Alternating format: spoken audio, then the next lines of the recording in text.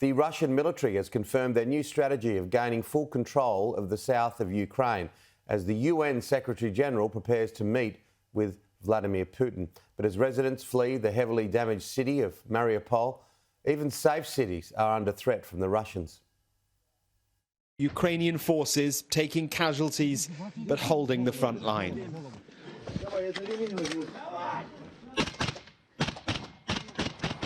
Two months into this war, Ukraine's second city is still holding Russia back.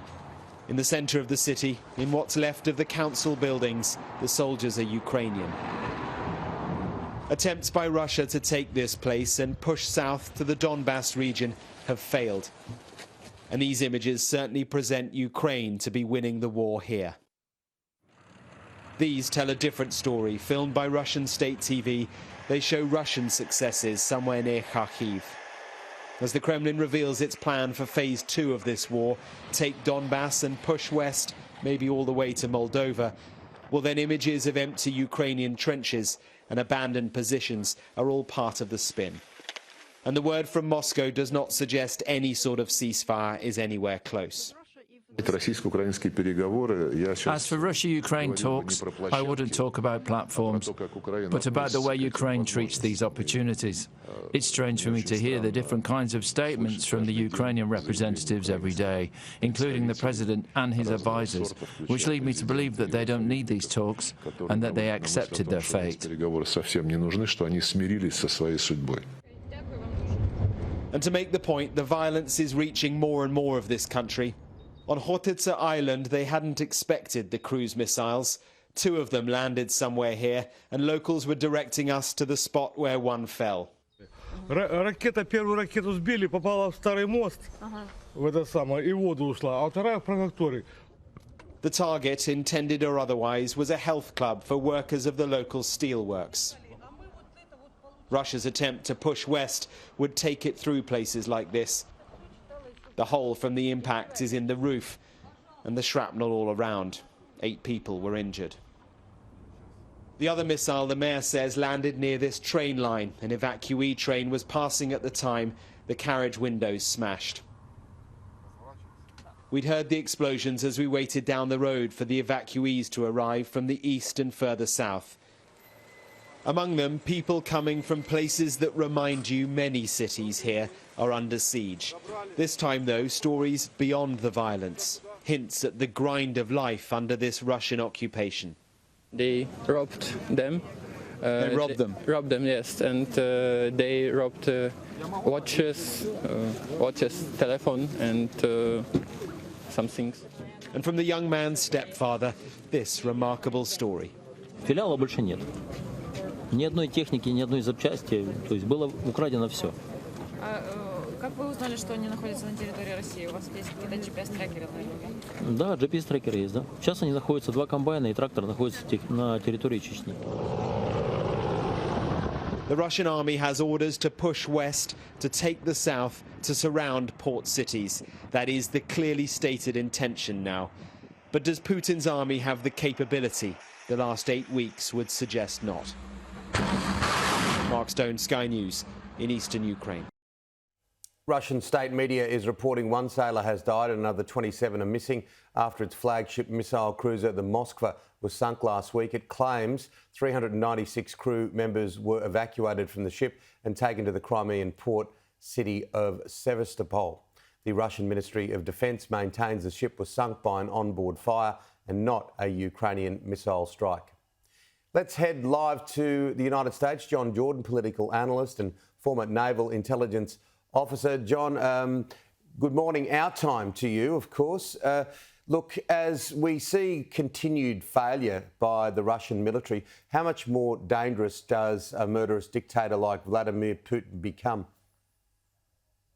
To civilians, very dangerous. I agree with your assessment that the Russian army is in for a tougher slog than they think. They're not refitting their units the way they need to. It's not possible for them with a conscript army. and the aid that's going in actually is going to negate a lot of the advantages that the Russians may have numerically. What they've been doing so far is demonstrating a willingness to hold their Ukrainian units in place and then shell them with standoff systems. But a lot of the newer drones are going to negate that advantage and make it harder for the Russians to do that, especially in conjunction with the armored vehicles, many of which are coming from Australia to help the Ukrainians. So a Russian victory is unlikely, but this is where it gets really dangerous. When Putin becomes aware that they really aren't going to win, and the sanctions aren't lifted, and the Russian economy really starts to feel the effect of the sanctions regime, the possibility of the Russians resorting to a low-yield nuclear weapon actually grows. And so we're going to see that risk grow, I think, in the coming weeks. How does this end, John? Does someone from inside Russia get rid of Vladimir Putin? How does it end? That's the question of the day, right? So the battle is actually being won by the Ukrainians in Ukraine, but the war is going to end in Moscow one way or another. Whether it's perhaps Putin tries to use a nuclear weapon and that's just a bridge too far for the military and security services, or perhaps there's something that comes out of their parliament, the Duma or the security bureaucracy try to remove him. But there's no sign of this as yet, other than you do see Putin putting a lot of people in jail. You're starting to see some oligarchs disappear. At what point does that become a critical mass and Putin is removed? Hard to know. Putin has done a very good job of making sure that there's no heir apparent or no one person or institution around which resistance can coalesce. So the future in that sense is very murky, but one way or another, the end is going to come in Moscow. What is the US lens from a government perspective a couple of months on?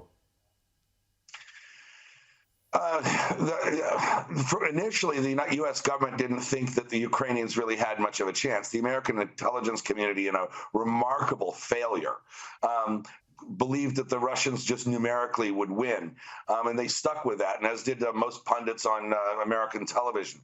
I think now that reality is setting in, and that's why the aid is being upped, because it's clear that the Ukrainians can win and perhaps probably will win. But at what cost and at what risk are the questions that I don't think anybody in the American government are in a position to answer. A lot of people have made parallels to the days before the Second World War, or the months before the Second World War. We're seeing the United Nations General Secretary or Secretary General going to meet with Vladimir Putin. It wouldn't seem that this is the kind of individual at this stage that you can appease in any way. Yeah, I would agree. I don't think you can assuage President Putin right now. He has to have something to show for this. He's in a vice right now. Right now, he's able to contain information, keep the Russian people from knowing really what's going on and the extent of Russian casualties. But that's a game he can only play for so long. It's a losing one. Further, a lot of Westerners think, you put sanctions on and they bite right away. Sanctions are kind of a slow-rolling economic disaster for Russia, and that pressure is going to grow in the coming weeks and months as well. So if you're going to, for the UN Secretary General, you have to pick your time. And while it's obviously hugely important to reduce human suffering and casualties, it just doesn't seem that the political forces are there for some type of resolution right now. What about in the United States? Has Joe Biden's stocks gone up a little in the way that he's handled this, or do you think they've faltered? Well, we can only look at the data here, and RealClearPolitics.com is a site which tracks President Biden's popularity and job approval, and there has been no improvement for President Biden or the prospects of his party. And I say no improvement as in none. It's actually gone down somewhat. So, but there's a lot of other things that go into presidential job approval, but it's certain that he has not gotten a bump. What about domestically, the COVID situation in the United States? We're seeing news here in Australia that the New South Wales government is basically stopping daily reporting. It's going to come in weekly. Close contacts now don't have to self-isolate. What's the situation like in the US? Well, there was a real culture shift between Australia and the United States with regard to COVID. You look at opinion surveys, you look at masking, you look at the general sentiment of the public, and even in California, where I am, you don't really see masks anymore. People are taking the off ramp here. There's a lot of immunity built up. Everybody that wants to be vaccinated is vaccinated. People accept the fact that you cannot stop the spread of COVID with masks. The data is all out there. It didn't matter whether you're in Florida, Texas, or California, New York. The numbers were all pretty much the same. So America, whether you agree with it or not, has really moved on from this, and it really isn't dominating the headlines. It's not dominating media coverage. It isn't even, you don't even see people, it's not something people talk about or argue as much about anymore. What about Donald Trump? We see him periodically appear in some of our newspapers and headlines. What's the latest with Donald Trump, the former president? Well, right now, the American political class is focused on the midterms, and President Trump is not on the ballot there. That said, the American media is not going to as a Donald Trump fetish and fixation, so they're always going to talk about him. The latest thing this week was there was an interview with Piers Morgan, and it was teased and advertised such where President Trump, stormed out and walked off the set in a huff. But later it turned out that a lot of that was edited just to sensationalize the interview so that they could promote it online. So that's a matter of that's kind of the Donald Trump news of the day, is how much was that edited and the extent it was distorted to try to promote that interview. Just getting back to the Ukraine just quickly and looking at comments from Boris Johnson, he has come out and said that this war could go on till the end of 2023. What's your take? I don't agree with Prime Minister Johnson on that at all. The political will, just the military capability inside of Russia in terms of manpower, machines, and materiel. They can't sustain this. Can't be sustained this won't be sustained through summer of 2022, in my opinion. Just looking at the math, number of people and casualties and how much stuff there just isn't enough to go around and to sustain this level of conflict. Just the expenditure of munitions alone. Furthermore, in Russia, there's a manpower shortage. They are having difficulty. They're going to have difficulty getting conscripts for this. And as word gets out in Russia about the number of casualties, the political backlash will grow, and especially in conjunction with the sanctions as they really begin to bite. So I just don't see that this is sustainable for any number of reasons, really much more for the next few months, one way or another. It has shocked the world, hasn't it? Over 5 million refugees from a country of 48 million people. It's a huge country. The whole thing from where you live and where we live, are people finally starting to turn away a little? Have they seen too much of it? I don't know. That's a great question. It still is top of mind. It still is the issue that gets dominant coverage today. Obviously, the stock market took a hit. The other big issue in the United States is inflation and economics, and those are hugely important for the president's party going into the midterms, and which don't look like they're going to turn out too well. But there still is a lot of interest in Ukraine, and maybe not as much in the first 2 weeks, but an awful lot. This tragedy and just the graphicness of it, the fact this is the first social media war, really hit a lot of people where they live. So there's an emotional connection to this, which I think makes continued aid from the West a political necessity for policymakers. And if we get into the end game of this, there is the threat or potential use of a nuclear weapon. This issue alone will take all the oxygen out of the room. What about the Solomon Islands and China's deal with the Solomon Islands? Of course, we're in the middle of an election campaign here in Australia, of course, but we've seen a US delegation go to the Solomon Islands. Is there much talk about this? No, and there should be. This is a hugely critical, hugely important issue for the safety of a number of countries, including Australia, and it's an important part of the defense of everybody's effort to try to contain Chinese expansionism.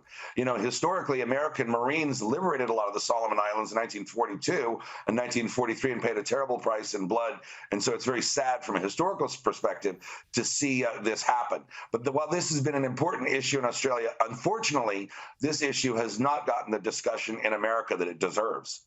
Finally, a real change of pace. John, I've done my research and you and I have got a common ground. We both love good wine and you make great wine. Which is your best?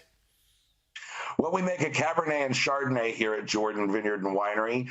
Cabernet in the French-style Bordeaux, lower alcohol, more restrained in its profile, and a Chardonnay that's more reminiscent of a Merceau. We only make 2 wines, and that's what we're just going to stick with, what we're good at. Yeah, well, I might pop in for a glass when I'm over in the US sometime. John, good to talk to you as always. We'll catch up with you soon. Look forward to it.